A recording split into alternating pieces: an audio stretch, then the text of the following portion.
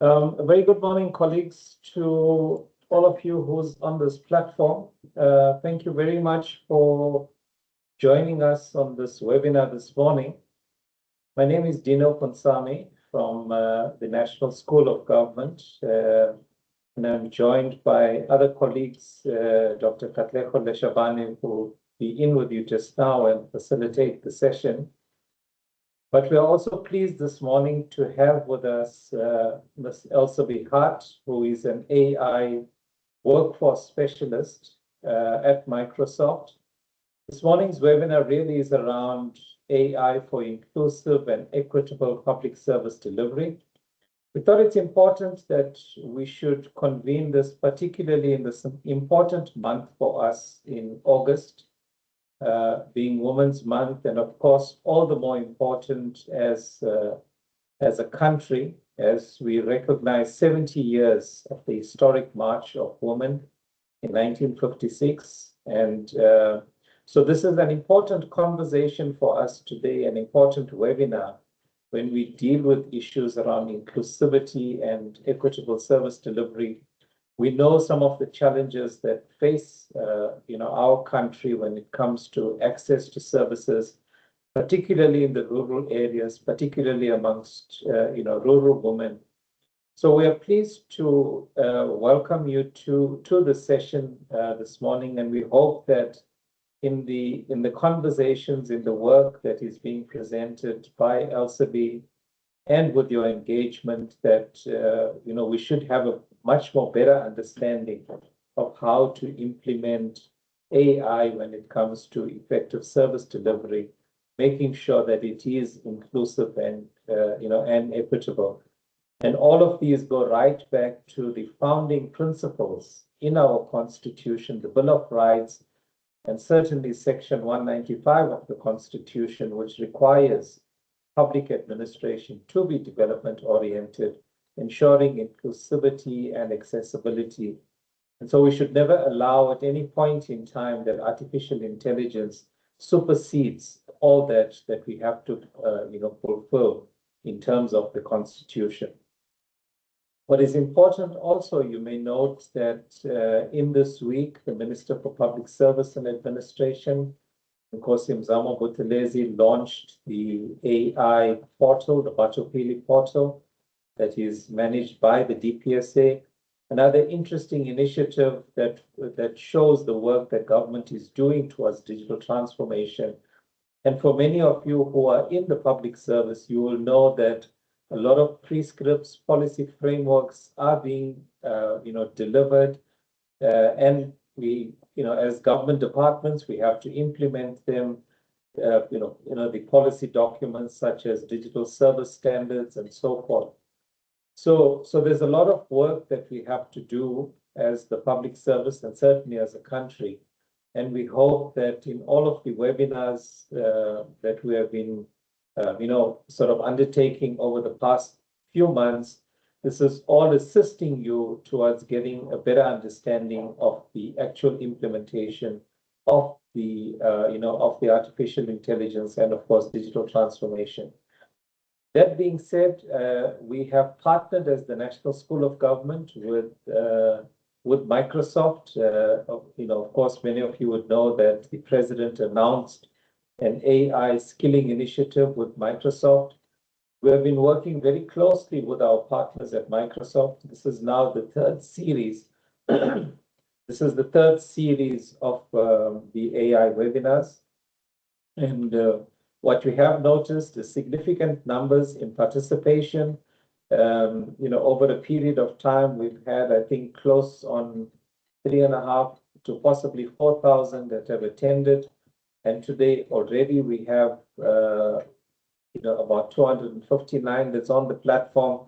So we can see there is a significant need amongst our public servants to want to learn more, to understand, the use of AI to make our jobs easier, but importantly in how we deliver services. So once again, welcome to this webinar. I'm not sure if Dr. Leshabane is back. There she is. Let me hand over back to Dr. Leshabane, and I really hope that you will enjoy the session. Please engage with us. Keep following the work of the National School of Government. There are many other initiatives that we are busy with, and let's continue the engagement. Thank you very much, Katlego. Thank you, Mr. Punsami, and thank you for stepping in. We know that these technological gremlins do pop in once in a while, but I do appreciate you setting the tone for us, and we do appreciate your leadership in providing the digital transformation strategy. Colleagues, we are delighted to have you join us today for what promises to be a thought-provoking and practical discussion on how artificial intelligence can help us create a more inclusive, accessible, and citizen-centered public service. It is now my pleasure to introduce to you our speaker for today. We are privileged to be joined by Ms. Elsa B. Hart, AI Workforce Specialist at Microsoft. Elsa B's work focuses on helping organizations be more inclusive and adopt AI in ways that strengthen human capability, build digital confidence, and unlock meaningful productivity gains across the workforce. With over 17 years of experience at Microsoft, spanning education, modern work, accessibility, and enterprise transformation, she brings a unique perspective on how organizations can embrace technological change while keeping people at the center of transformation. What makes Elsa B's work particularly relevant for us in the public sector is her focus on ensuring that AI is not merely implemented as a technology initiative, but as a way of empowering people to work more effectively, inclusively, and confidently. She's also a passionate advocate for accessibility and inclusive design, championing solutions that enable full participation for people with diverse abilities and needs. Her work reminds us that accessibility should never be an afterthought, but rather an integral part of how we design systems and workplaces. Beyond technology, Elsa B brings valuable experience in leadership coaching and organizational development, helping leaders navigate change, strengthen communication, and build healthier, more resilient teams in an increasingly digital world. So today's topic, AI for inclusive and equitable public service delivery, speaks directly to many of the challenges and opportunities facing government institutions as we modernize public service delivery while ensuring that no citizen and public servant is left behind. Elsa B, over to you. Thank you so much. Thank you for the welcome and the warm introduction. And it really is a privilege for me to be here today. I've really been looking forward to this session, and what a big privilege it is to be able to present this in the month of August in Women's Month. So I'll start by saying that at Microsoft, our mission is to empower every person and every organization on the planet to achieve more. And one significant step in doing so is by creating an inclusive workplace that empowers all employees to work in a way that's best for them. As we know, everyone thinks and works differently, and it's important that their unique needs are met to enhance their productivity across the different organizations. So accessibility is a topic that I am very passionate about, and I'm sure that's going to shine through throughout this presentation. It's not always a topic that is easy for people to address or to talk about, but it is something that I've always carried very close to my heart. So I'll start by a very brief introduction. I think I can't really beat the introduction I've just been given. But this picture, I think, paints 1,000 words. I think it was early in 2023 when generative AI just became a thing and more people were starting to experiment with it and use it. And I can't believe that it's been almost 3.5 years. And I used this cartoon style image in a presentation that I gave with a colleague in a couple of years ago. But I wanted to leave this here for everyone to also think about how you use AI, how you use generative AI, how you prompt. Are you still in an experimentation phase? Are you already a bit more of an expert when it comes to AI? Because I think in the world that we're living in now, skilling is so important, and self-skilling and continuous learning is really, really critical to really giving your best work in the environments we work in and operate in today. And to be thoughtful about AI, I think is the most important lesson, is when we use AI, to use it responsibly, to make sure that we remain accountable and that we use it in the best way. So this is me. Elsa B. Hart. I have many colleagues from around the world, and sometimes they struggle to pronounce my name. So I sometimes put a little emoji as well with the Elsa and a B so that people can remember it's Elsa B. And it's ways like this. It sounds silly and it sounds simple, but many of you will know as well what a challenge it is sometimes for people to just pronounce something as simple as a name. And it becomes quite a personal thing if someone doesn't say your name correctly or they try. And we have it also in our power to make it a little bit easier for people to be able to do that correctly. And we will get to LinkedIn at the end, but LinkedIn actually has an accessibility feature built in, where next to your name on your LinkedIn profile, you can add a little speaker.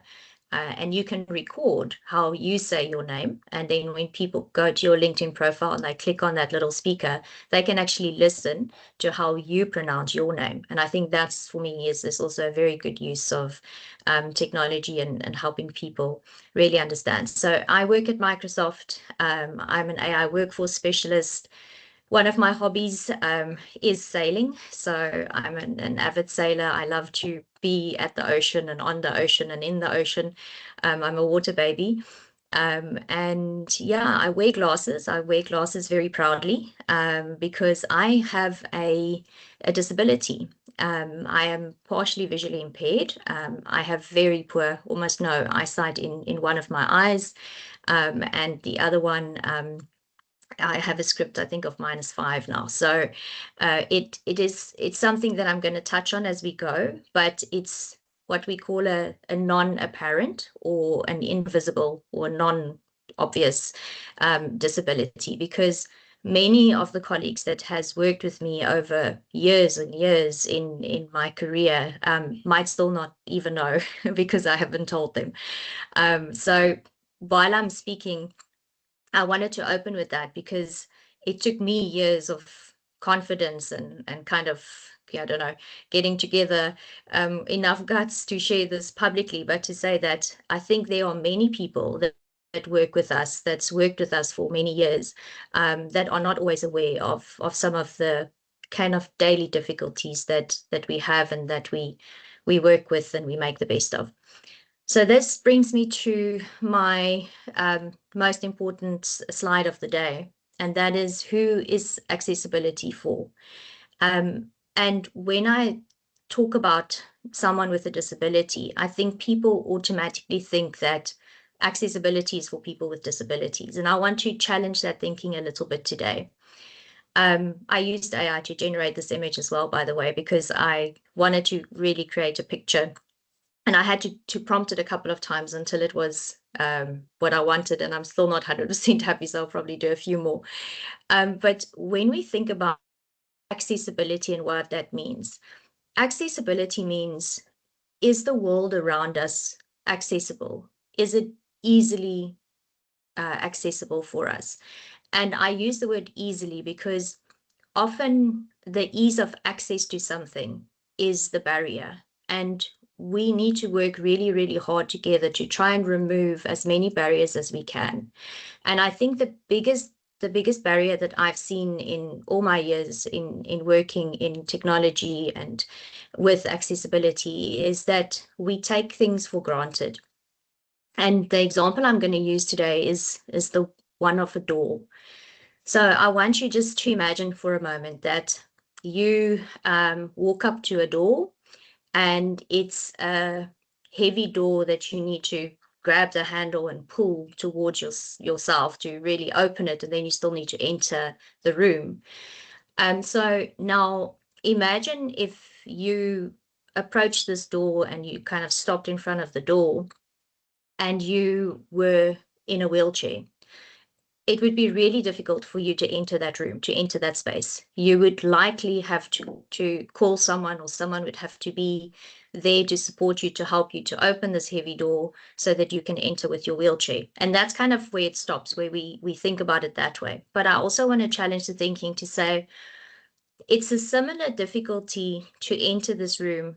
If you were an elderly person, and you were maybe already a bit frail, and now you approach this door and you have to really pull this heavy door open towards yourself, it might be a challenge as well.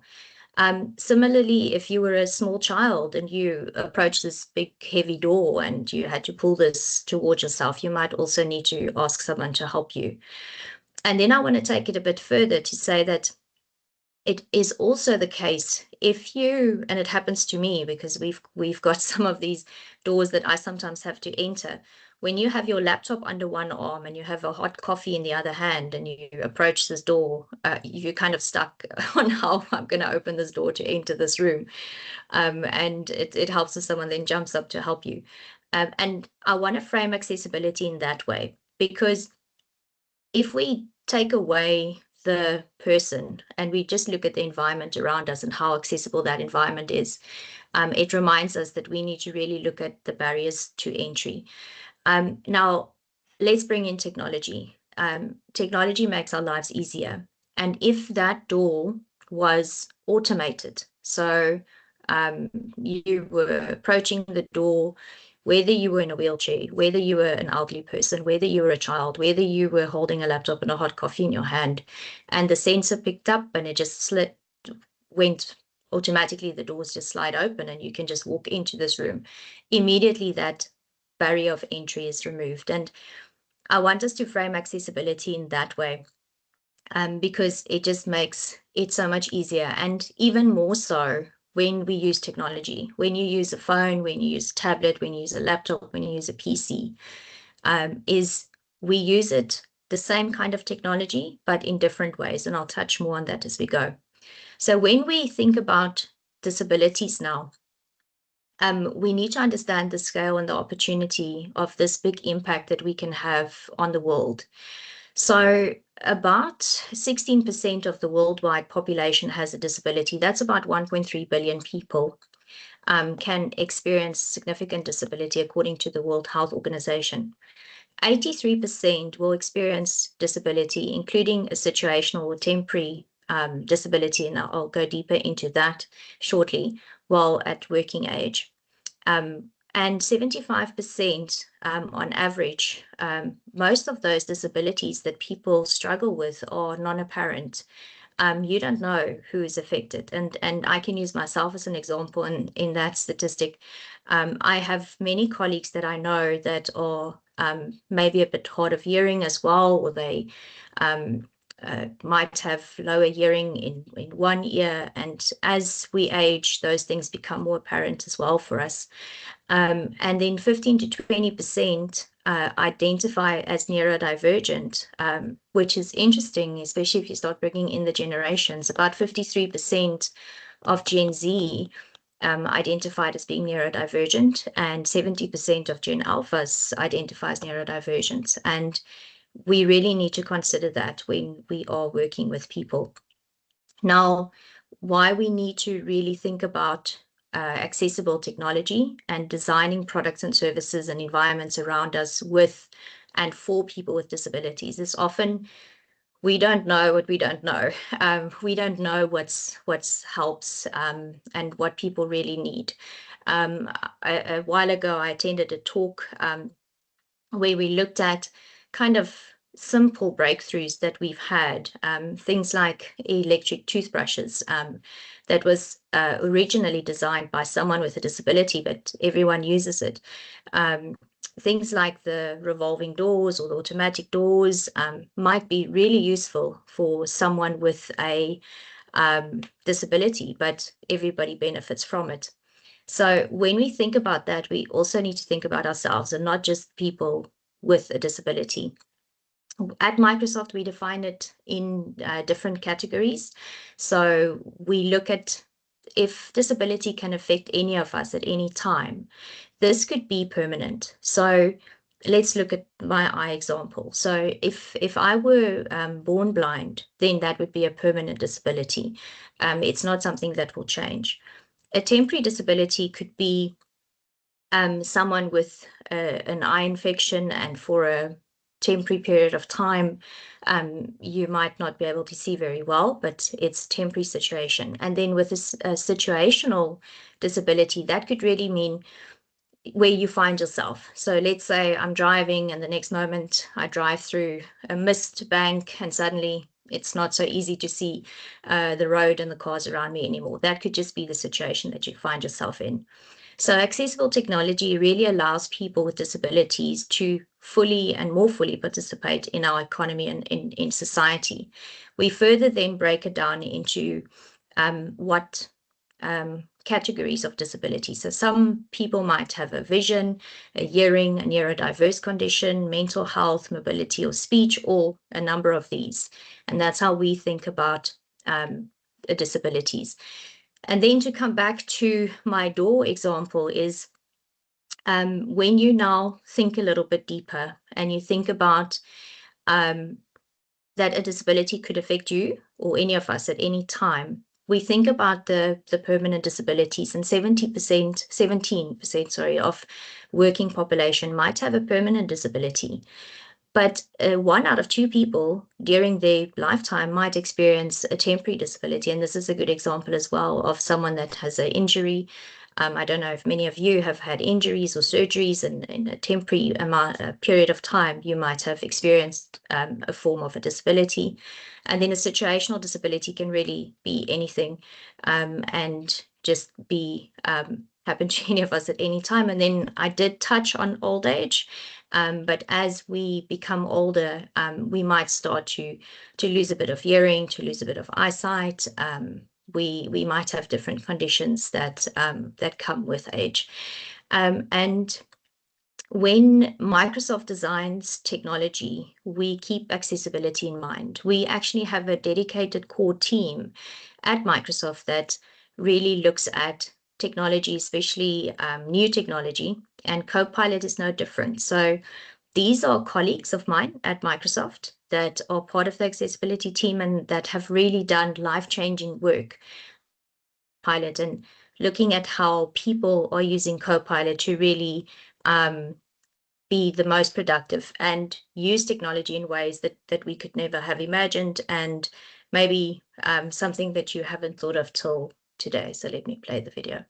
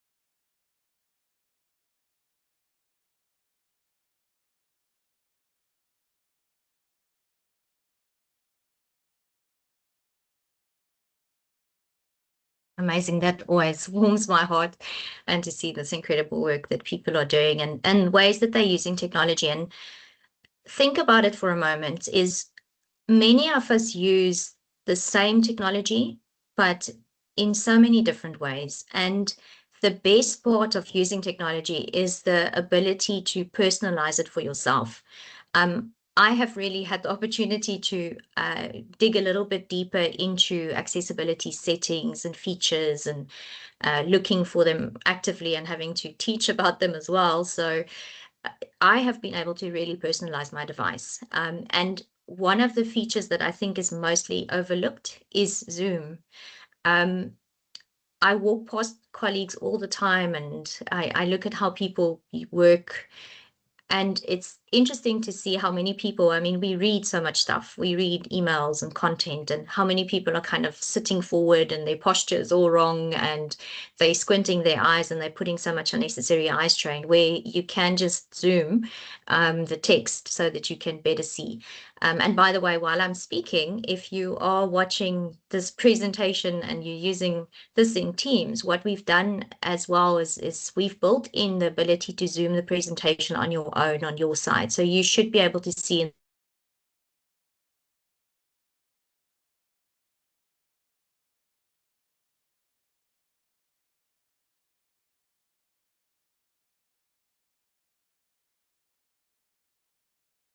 Let's look at Microsoft Copilot, which is a new technology for many of us, and we only recently started using. But these are real ways that people with different conditions use Copilot for helping them to be most productive. So if someone had dyslexia, what they could do easily is they can now summarize a document or a web page quite simply into just easy to read bullet points, helping to write an email reply. There's a feature, Inspire Me in Word. If you have a blank canvas and you're not sure where to start, is just to prompt AI a bit to say, help me with this idea. This is the way I want to structure it, and then edit the draft and change it the way you want. And then to rewrite a text in an easier to read language as well. People with neurodiversity that's not always sure how they come across can actually also get coaching in Outlook to say, what's the tone of my email, or change the tone of my email. We can easily summarize past projects and stakeholders and resources, just to help streamline some of that data and information coming at you. You can also, when you're in Teams meetings like this, often people talk fast or there's a lot happening. So you can also use Copilot to say, summarize the meeting so far. Or what I use actually is when I present and I speak, and I have access to Copilot, I would actually ask Copilot, when I brought across my point, how did I bring it across? Was it clear? Was my message, did my message land, etc. So I can have a bit of a conversation in the meeting, and then still come back and say, okay, I still want to add this or change this, or maybe there's something I didn't understand, and I can also have this conversation. And then meetings. We have so many meetings every day, and if you miss a meeting, now that you have the ability to really go and recap that meeting and really go only to the parts that you're most interested in, it's that fear of missing information that you can now easily go back to and get. Creating a first draft of a document or any presentation, it really is simple now to say, this is the document. From this document, I want to create this presentation, and get AI to help guide you with that. Searching, I think we spend so much time finding things on our machines and our devices, because someone sent you something, or you saved something, or there's something in a document that you can remember. But it takes so much time for us to go and search, and that goes for search across emails, across Teams chats, but also across the internet, and how we actually go and we search for information. And then to find company-wide information, I think there's so much information that we have available, but always looking for them is the challenge. And then definitely it helps if you don't have to read through hundreds and hundreds of pages. If you just need a summary, you can use this technology as well to just help you summarize a document and also make it more accessible. If you can start thinking a little bit outside the box, and you can also use features like read aloud, where if you had a text and you were not able to read, you can also ask AI now to read it back to you. So if you had a newspaper article that you wanted to read, or an article on a web page, you can also use the read aloud feature and have it read to you. And then creating that, I think many of us create content. And just this week, there was a comment that I read about it's the same problems we're repeating with AI. When you're creating a presentation, any presentation, make sure that that presentation is accessible to everyone. You don't know who's going to be receiving it, whether it's going to be in real time or maybe they're going to have access to the document later. But use some of these tools and features to make sure that your presentation is really accessible. Even when you're going to, now that we're advancing into the technology and we're using AI to start generating presentations for us, is just add a simple prompt as well to say, and please ensure that this document is accessible for all audiences and people with disabilities. So you can be quite specific as well, so that you make sure that whoever receives that content, it is accessible for them. Now, language is a big one. We have so much information and content that we need to consume. And something that I think we take for granted is the fact that we can now very easily just at a quick prompt say, please take all this information and condense it and summarize it for me. This is very helpful for people with dyslexia. You have dysgraphia, you have dyscalculia. There's different things people struggle with. And I think dyslexia is one of those in the workplace that many people don't share. It might be something that they really struggled with at school, is with reading or writing or comprehension or spelling. And we have tools now that can really make us help and support us, because you don't outgrow many of these conditions. You kind of enter into the workplace with them. And if you don't like reading, it's quite difficult if there's so much stuff that you need to really consume on a daily basis. And I don't know if you saw in the video that I played the subtitles that came up. So subtitles is really, really important, not just for people that can't hear, but it also keeps us really focused as well on the content that we're consuming. We actually really enjoy watching TV with the subtitles on. And it's become a habit now. So when I watch a new movie, I actually look for the subtitles, because it's a different way to follow along. And it's also a bit of a trick that I got my children to read more, is because they now read the subtitles and they don't watch TV without it anyway. But subtitles has got so much potential to really help so many people. And also, I think sometimes people speak fast. They might also, or you might be multitasking, and just to have that text as well helps quite a lot. And then the ability to use your voice to instruct any device, it's a really powerful feature. I think we don't always think about voice notes, but there was a time that we didn't do voice notes and we couldn't do voice notes. Now we can, and many people use it. But also using speech to text. So if you in a Word document and you have an idea and you want to type something, you can actually use Dictate, and you can click on the little microphone and you can just start speaking and it will type out for you. And it really is these small things that we sometimes miss, or that we have gotten used to, that really is a powerful form of technology. So I'm going to take you through what we call a day in the life. So this is an example of Taylor. He's a neurodivergent engineer, and it's very different for people with a disability to work through a day than it is with someone without. But we have different kinds of technology at Microsoft. So not just Copilot, but from the moment you switch on your laptop, if you have things installed and your machine has Windows 11, I can't remember when the last time was that I entered a password when I opened my machine, because I have Windows Hello. So it literally picks up my face, and it will say, welcome back, Alsaby, and it will just log me in. Sometimes it doesn't recognize me when I'm not wearing my glasses, and then I'll have to enter a PIN, and that's a little bit easier to remember than a password. But now it's very different for someone that doesn't have eyesight, or that maybe doesn't have the use of both hands to type out a whole password. And I think those are things we don't always think about. So this is just of how Tyler would go through his day, is by using Windows Hello just for that smooth login, because that's the first barrier to entry, is you want to just get started.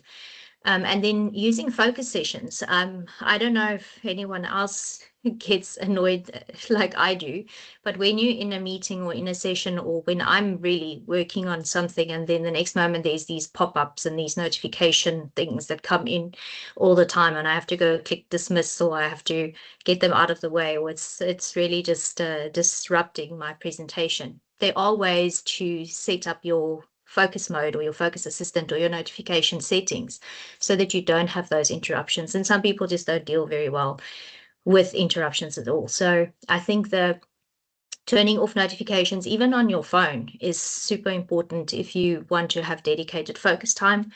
I have a personal and a work profile on my phone as well, and sometimes I just switch off all notifications because I don't want to be interrupted, and I don't want to maybe miss something that's urgent because there's so many other non-urgent things coming in. And then if you look at going using focus mode, and I'll show you a little bit more about what that could look like. There's also some people that really need that focus block, or that dedicated time in a day where you can just say, okay, I've got so many tasks I need to complete. Let me just take the next 20 minutes or the next 30 minutes with no interruptions and try and get through some of these tasks. And then using Copilot in Teams.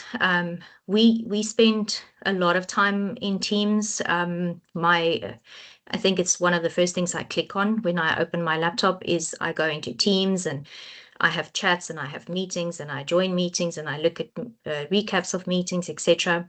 But it also gets quite overwhelming with all the multiple different meeting chats, and just the ability to use a tool like Copilot to say, look at all the chats that I've received in the last 24 hours and summarize them for me. Or maybe look at all the emails and chats I received from my manager over the last 24 hours, or help me prepare for my next one-on-one meeting with someone. Those are all things that you can do now. And then using Outlook and helping to write your emails.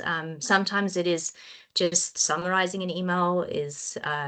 We get these emails with long threads with multiple different responses, and you were CC'd or you received them, and you just want to get kind of the AI summary of what is in this long thread so that you know if this is something you need to go through and read. Those are important features that we have now. The ability to help me draft an email or coach me through something I've written, to say, is there a better way to say this? Or is there another word that I can use instead of this word? Those are things that you can do now. That's part of the coaching in Copilot feature as well. And then I think I touched on read aloud, but we'll go a little bit deeper into the immersive reader. I think the immersive reader is really an amazing tool. We remember icons. So I won't have anyone respond to you now in the chat, but for a moment, think about what is the icon we use universally on our phones, on our tablets, on our laptops for an attachment. We use a paperclip. So whenever you look at icons and you see a paperclip, you know instinctively that when I click that, it means attachment. It's these things that we sometimes forget. So with Immersive Reader, it's a little open book with a speaker. And if you see that icon appear in any of the Office applications or in your Edge browser, and you click that, what it actually does is it focuses in on the content only, or the words on the article. So it takes away all the other noise around it. You can then customize the background. So if you wanted a darker background with white text, years ago, with people that struggle to read, you would have different color paper. So it would be easier for people to have a text printed on a different color paper. Some people even had different color lenses, so a kind of a lens filter with a different color that made it easier for the text to stand out. Now you can do that with a click of a button, and you can change the color of the background of the screen behind the text so that the text is more visible to you. You can also change the font of existing text. So Comic Sans is one of those that's really just easier to read. You can, I think, change the spacing between the letters. You can, even if you want, break it into syllables if it's easier for you to read that way. So it sounds like it's a one-click button, but it's got so many things built in that you can actually use and that you can actually do. And then, of course, the most powerful feature in that Immersive Reader is the fact that you can actually just play and have it read aloud to you. This is something that I used a while ago. So I had many articles that I wanted to, kind of a news feed that I was following, and every day there was a new article that I wanted to read, but I couldn't find the time to really sit, and also it's a bit of extra eye strain and fatigue to sit and read these long articles. So I found this button, and it was really amazing because now I can do something else while I can actually have an article read back to me. And I think it's the same with things like audiobooks, where you can actually have text read back to you. But it's features that we have today that I think we sometimes overlook. Okay, so I think at this point, I'm going to switch over to a demo. So if you just give me a moment, I'm going to stop sharing this mode and share a new mode. And everybody can quickly take a breath and stretch if you need to stretch.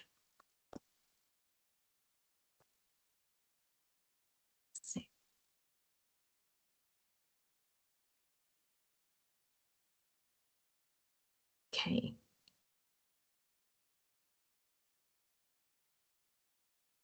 Right. Is the demo visible? Yes, it is. Thank you. All right. So I said a lot. I think it's a lot of information to take in. And it's a lot of features that I touched on to say you can do this or you can do that, or look for this button, or look for that button. So what I've done is I've actually recorded my screen as I went through some of these features and some of these buttons. So I will pause and play as we go, but I really wanted to show you that some of the things that you can start doing today, that's quite easy to get access to. So let's just wait for this one to load.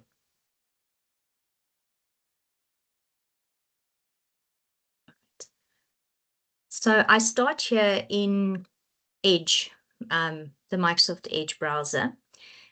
What I like about this is I took away all my shortcuts. All I have is this landing page that says, "Hi, Alsby, how can I help today?" We call it a waffle, but these 9 little dots that you see, it's an app launcher. So if I click on that, actually, it also gives me direct access to things like my email and my OneDrive and my documents, all in one screen. And one of the things that we do on the internet a lot is we search for things.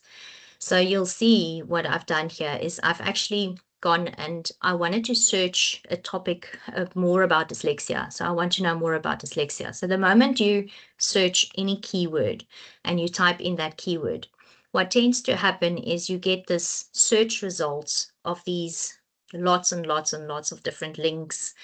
It's a lot of information that you need to consume. Now you need to read through this and try figure out which of these sites do I actually want to click on that will take me to another site where I can read about this topic. Sometimes there's even video or things that pop in from the side.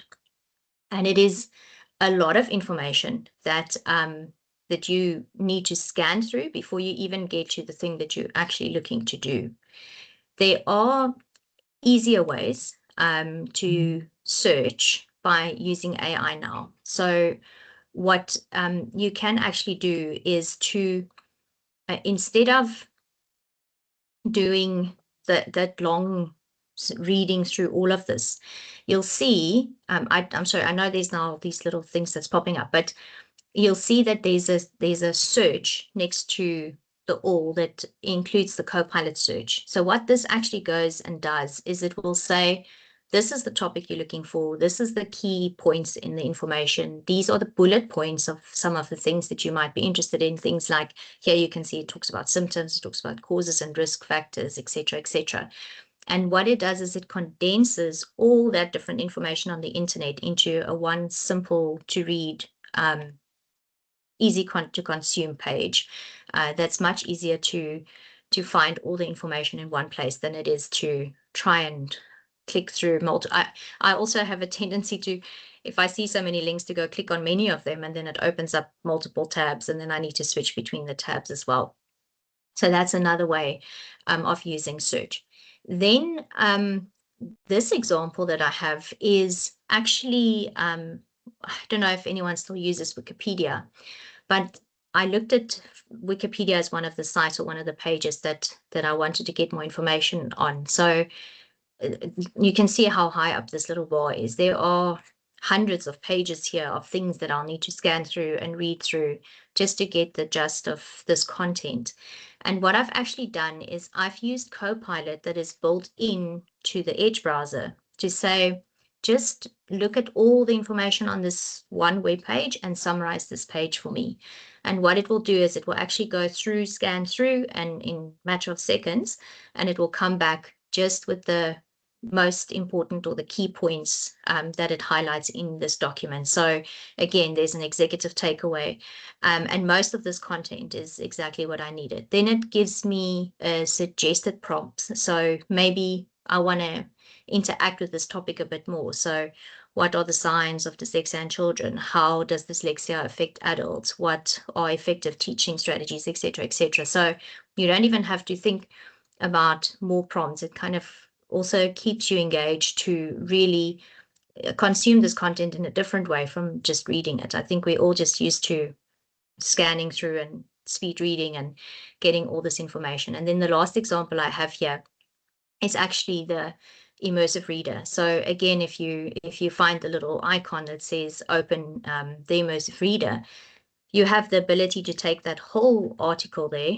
and say, let's personalize it to the way that I best consume or read content. So this could be read it aloud to me, change the background color, change the text size, change the font, or maybe just highlight some other words. This is a wonderful teaching tool as well, because you can even ask it to highlight things like nouns or verbs, adjectives, or break the words into syllables, which is really easy to read. And I think a great learning method as well for if you ever work with children, to help them to read better.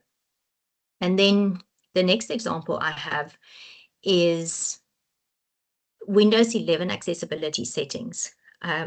Earlier, when I started the presentation, I spoke about how I have learned to personalize my laptop in a way that works best for me. So the first thing I do is I actually have my all my font on my machine, no matter in which application I am, is a bit bigger. So you should be able to see already that some of these words I have appear a little bit bigger.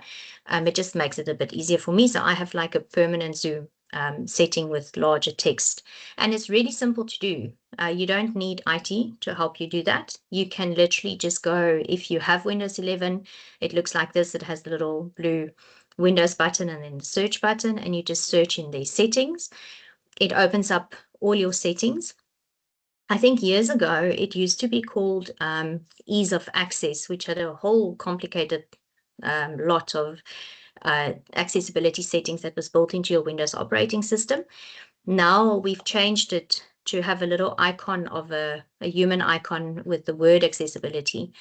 So you have that accessibility settings. Here you can see my Windows background is a dark mode, and my font, all my text size across my screen is large. Not huge, just large, but it does help me significantly. And then if you go into the system settings, you have the ability there to control your notifications and interruptions. I think it's really important because we have these little pop-ups that come in that distract us during the day, during meetings, unless there's important notifications that you can't miss. So that is your priority notifications that you can also set to say that if it's from this person, it has to come in, it can still come through. And then the focus mode is a really nice one as well, because you can set what you want the focus mode to contain. So there can be a clock that's like a timer that counts you down. It automatically turns on your do not disturb setting during that time. So it's really easy to just say start a focus session. And here I also show that in the bottom right-hand corner, you can see that my do not disturb is on, it's mostly on, and that I can just start a focus session by clicking on maybe for 5 minutes or 10 minutes or 15 minutes. And I have a little clock that follows me that says you've got 5 minutes or 10 minutes left just to focus. And it really just helps me to streamline into that task that I want to do.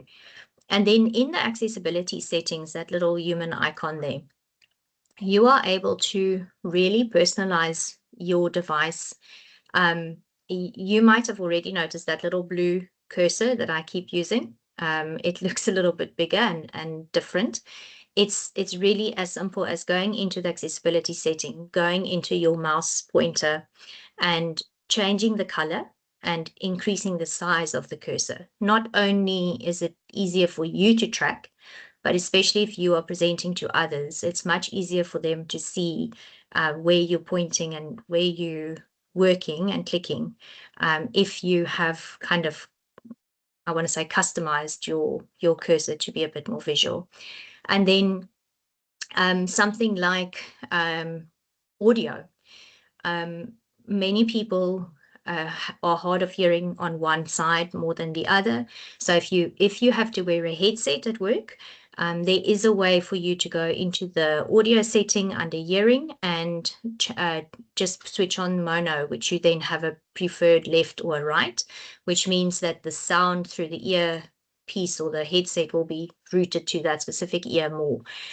So you're not missing anything. And that's especially nice if you listen to music, but the fact that you can really easily go and edit this and change the setting.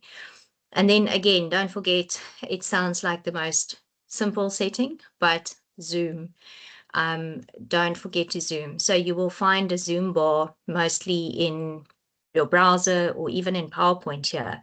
Currently, I'm at 104%, but it's very easy for me to say, hey, if I can just make it a little bit bigger, it's so much easier to see than having to sit here at 100%, which would have been about, that's what you would have seen as I went through the presentation. So it's really simple, just to sit back, have a better posture, don't put so much strain in your eyes. When you're reading anything, is use your Zoom feature. And then lastly, I want to talk about making content that you are going to share accessible. We've made it significantly easier to check that before you send out content, that whoever is going to receive it on the other end, it will be more accessible for them. There's a thing we call alt text, and that is basically a text description that you give to a picture. Now, when I started my presentation, we had this lovely slide, which is the landing slide, which had AI for inclusive and equitable public service delivery, and the picture on the left. And if you were blind and you received this presentation, you would miss everything on the slide if there was no alt text, if there was no description as part of that image. And please, this goes for when you creating any kind of a presentation, but even when you are creating a LinkedIn post, is often people forget, they add like text and then they add 1 or 2 pictures and they don't add the alt text.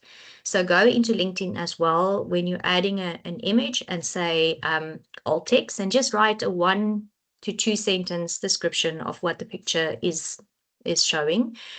We've made it easier now. In PowerPoint, you can actually use what we call the Accessibility Investigate feature on the PowerPoint, and then the Accessibility Assistant will open. So let me show you how this works.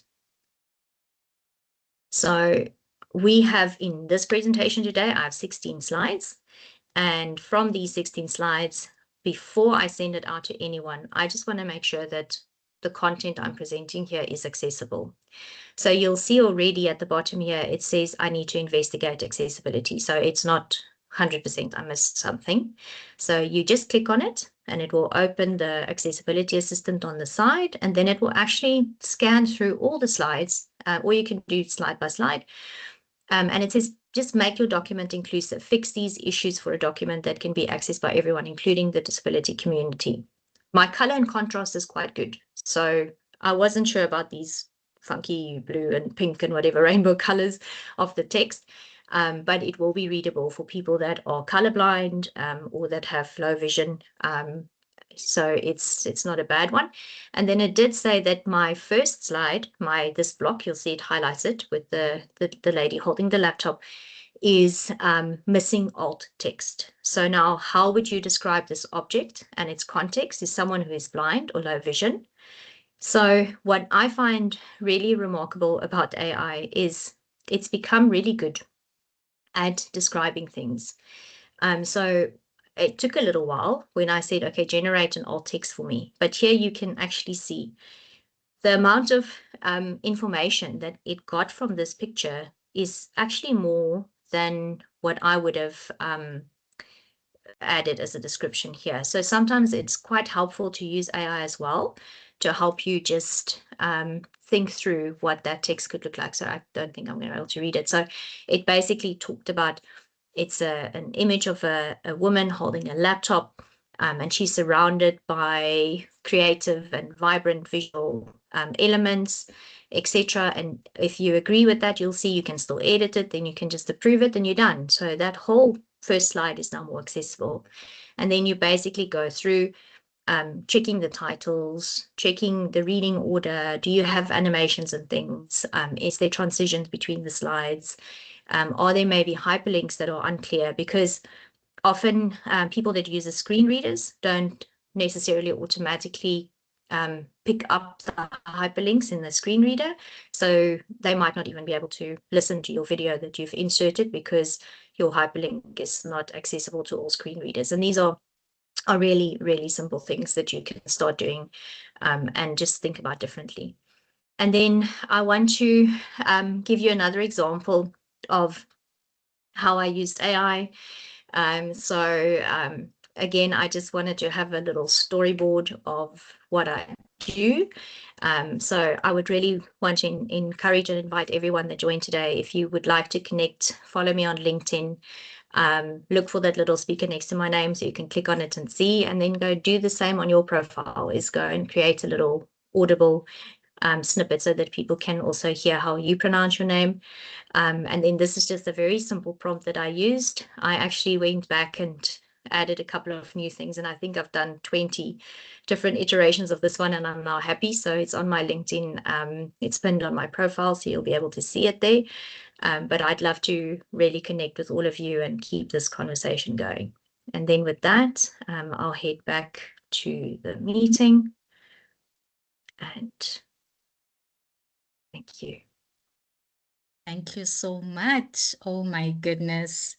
Elsa B, we thoroughly enjoyed this presentation. You know what I particularly enjoyed the most is you mentioned that, you know, some disabilities are actually progressive and invisible.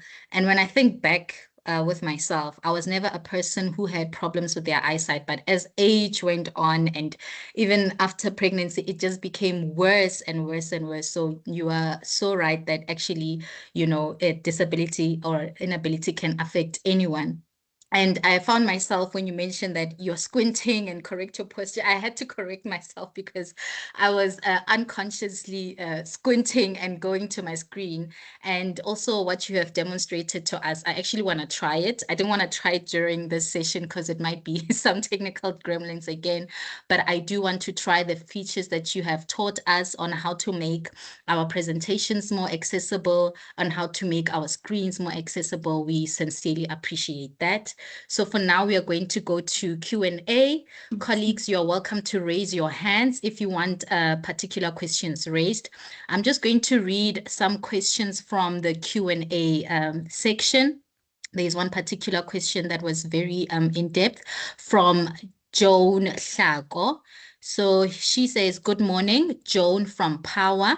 I want to ask if AI has a function that can assist social workers to conduct counseling session with a hard of hearing person who uses sign language to communicate. Something like AI to something or that translates. So she just wants to know whether there's a sign language interpretation that they could possibly use. Thank you for that question. I think that's a really important question. There are ways to help especially people that don't have any experience with signing, to help people that are hard of hearing. I think what we sometimes take for granted is when we think about people that are deaf or hard of hearing that uses sign language and interpreters to communicate, something like subtitles are not always enough, because a lot of the words in subtitles are too much context. If you go back to sign language, the way that people interpret is they actually leave out a lot of words. So it's a lot faster. So when you have subtitles, it takes longer for people to read and then they've moved on already. So if you do work with people that are deaf or hard of hearing, you will often hear that their best form of communication is through interpretation. So is through someone that actually can sign. I don't think AI is there yet with South African Sign Language that can really mimic a person. So I would say the best is to look for a service provider or for a person that actually can interpret, that can assist that person. I know there are solutions where you dial someone in, but if you do have your own kind of in-house interpreter, we do now in Teams actually have a feature where if someone joins a meeting, that you can pin the interpreter so that on the camera, the person doesn't kind of disappear. It becomes kind of the pinning point of the video. So I hope that that helps a bit. Agreed. We also had a webinar a couple of weeks ago where we did use that function, so it was quite useful. There's also another question from Mphohlwaye. She says, good morning. Are there features on Copilot to help someone with both visual and hearing impairments to navigate documents? So both. I think it's a tricky one. So I can't begin to imagine that someone that's not able to see or hear how they would interact with a meeting or a device. What I have found best is people have found a way to adapt to their technology. I have a friend that is visually impaired. She's blind, and she's completely blind. And the way that she uses her cell phone is not the same way that I use my cell phone. In fact, even the way that she uses WhatsApp is significantly different. I know that, for example, when she's typing, she has circles with numbers that she types and when she sends me a WhatsApp, she sends me these paragraphs, and I'm like, well, I don't even type this much in WhatsApp. But she has really adapted in a way of using her phone. A comment that I made to her was, why don't you just send me voice notes? And she said, because I don't like voice notes. I prefer typing. She also enjoys reading, but she enjoys reading on a book. So she has a braille printer. So even if she types things, she'd like to print them out and then still read in braille. So I think it's a deeply personal thing for someone with that kind of disability would need to tell you how they best use technology today, instead of you wanting to bolt on maybe something else or something new. I would rather ask them if they had this opportunity or this technology, would this help, would this make a difference to them? Because I think we can assume and guess and try and understand, but if you're not in their shoes, you just won't know. Now, I would like to ask a question now related to Microsoft on how do you determine whether a particular function is really inclusive to someone? So my question basically is, let's say, for example, I'm hard of hearing. And then as Microsoft, you have that interpretation function. Is there a particular time where you have a group of deaf people who test out the product and to see whether it is really accessible, or do you get some input on how to improve Microsoft features to make them more accessible? Yes, absolutely. Thank you so much for that question. That's a really important question. So yes, the answer is yes. So when we design for accessibility and for people with disabilities, we design with people with disabilities. We actually have a dedicated team that work at Microsoft that have disabilities, but also that interact very closely with our customers on accessibility. And you can go search for Microsoft Accessibility and it will take you to the website. We have an Enterprise Disability Answer Desk. It's called EDAD. And they are accessibility experts that can help you with technology, Microsoft technology related different features and things that you have access to if you have a different kind of disability, and that you will be kind of rooted to a person that specializes in either one of those kind of categories. So if you need support with mobility or I mean, one of my colleagues, just imagine this, she's in a wheelchair. She does not have the use of both her hands. She has a pen that she uses. So she can literally only type with one key at a time with a pen. Just opening her laptop is with one hand is difficult. So she has a special kind of lever, I almost want to say, that she can easily open the screen, and then as she starts typing, now many of us use keyboard shortcuts. I'm amazed at how many keyboard shortcuts there are. If you speak to people that are visually impaired, they'll tell you. But like the shift sticky keys that came, I think it came out in the mid-90s, it is specifically for people that can't hold two buttons at the same time. And those are very specific things that that we have teams that can support. And then, of course, we have open feedback channels as well. So if you find in any of the applications, you can find the help and feedback, and then share that feedback. Microsoft is very open to feedback from our customers and people that use the technology. That's very good to hear. I'm going to ask 4 questions consecutively because they seems related, more about the language. The first one is from Azwiyanewi Magatu. Says, good morning. I welcome the presentation and it was empowering. The other day, I activated subtitles on MS Teams meeting, but I was not so happy with the spellings on both subtitles on the report. How do I get it to get spellings right on both the subtitles and the report generated after the meeting? Then the next question from Patience Ngumalo says, does Copilot use SA English, UK, or American? Then the next question from Ramadimeja. Oh no, it's from Mokoto Molokwane, says, good morning. How do I add Copilot to my emails for correcting grammar on Outlook? Then Ramadimeja asks, greetings, how do I make AI to write with my voice? So those were the 4 questions that were related more to the language. Okay, thank you. I'll see if I can remember all of them. So the first one is, unfortunately, when we use software and technology, we all speak differently. I think especially the accents are quite hard to hear. And because my first language is Afrikaans, sometimes mine is also incorrect, and I look and I think that's not what I said. So it's not 100% perfect.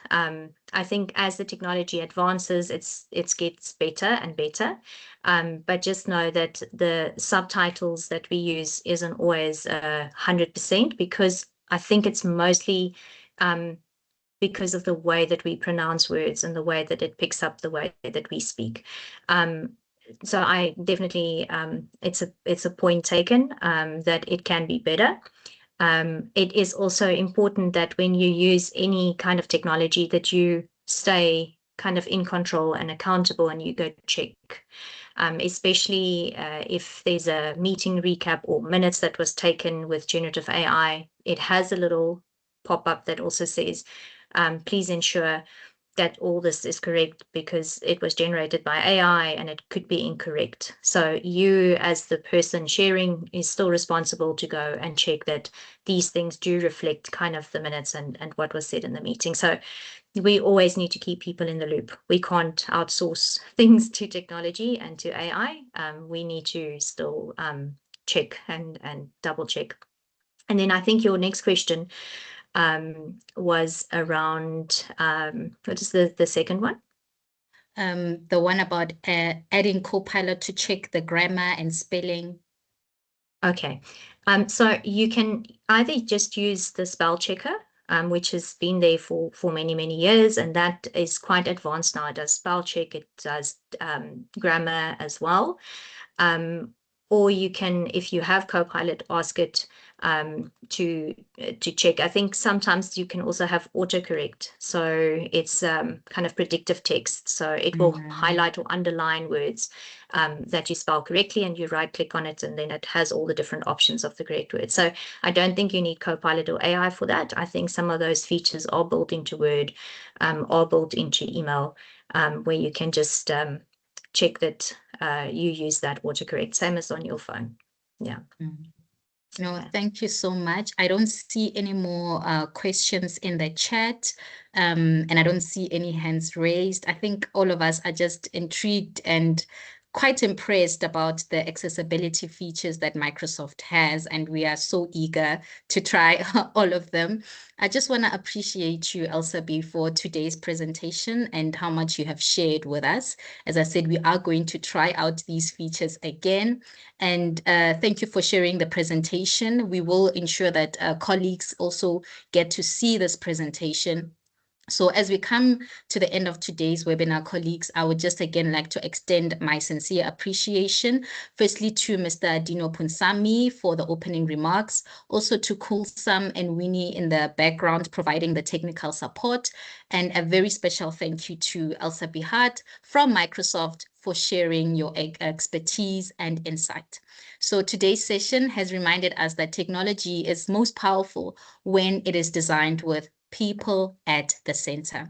So as public servants, our goal is not simply to adopt the new technologies, but to ensure that they contribute to a more inclusive and a more accessible, responsive, and equitable public service for all citizens. Thank you all to everyone who joined today's session and contributed to the discussion. A special thank you to Microsoft. Colleagues, stay safe and curious, stay learning. We will see you in the next webinar. Thank you.